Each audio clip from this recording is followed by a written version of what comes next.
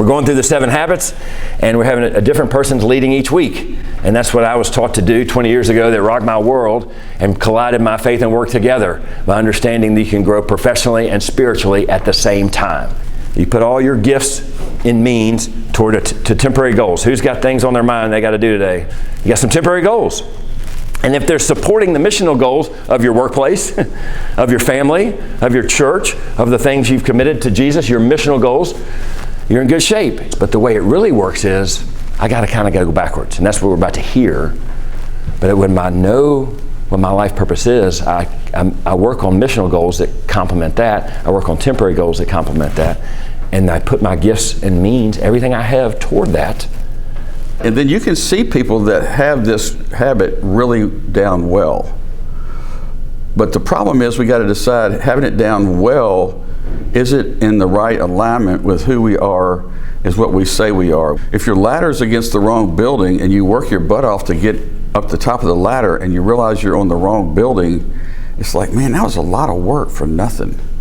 What are some of the things that we put at the center of our lives? So there's some obvious ones that we know are bad. Some of you said these: money, fame, success, relationships, power, and work. So obviously we know that if those are at the center of our lives, it's not going to hold up. The less obvious ones, if they're at the center of our life, they're not bad things in and of themselves, but if we center our entire lives around these, it's still not going to work. So family, religion, traditions, and spouse. And so we as Christians know if we put anything but Christ at the center of the circle, it eventually collapses. Jesus is that center. Everything comes through Jesus. It's almost like FedEx is the hub, right? Everything in FedEx, everything for FedEx got to come to Memphis before it goes out. It's the hub. Everything got to come back and goes back out, come back and goes back out.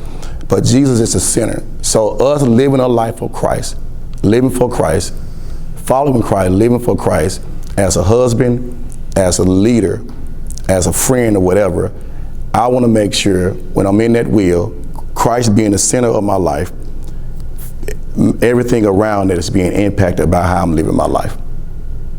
We've been given 3 mandates as Christians.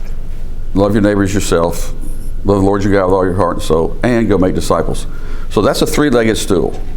If you get overly conscious of one and put all your weight, time, energy in one of them, what does a 3-legged stool look like that has one leg that's really long? Looks pretty funky, doesn't it? So you got to get kind of balanced in there. And I think what happens to us, if you look at the middle of this, is Christ in you asking us to think about all these areas of what's the end game. But even people that we know in the middle right is church. How many people do we know that church is everything to them? Everything. And the only thing they give money to is their church. The only thing they give their time to is their church. And there are people around them just flopping. So you got to be involved in the community, and then there are people in the community too much. So I'm not saying not to do any of these things. I think you need to do all these things, but you need to have the mindset of, where do I fit in with this? What's the end game for me, and how I'm going to fit in, and what are my gifts? Where am I best suited to be of value, but to not leave any of them out? Then because a center, it balances stuff, because why? It has a weighted center. That's right, it's heavier in the middle. So that main thing stays the main thing, so I can say, I can balance these things. So then here, if Christ is in me, the hope of glory, I can see in this moment what only things you're called to do are worship God and bless Him.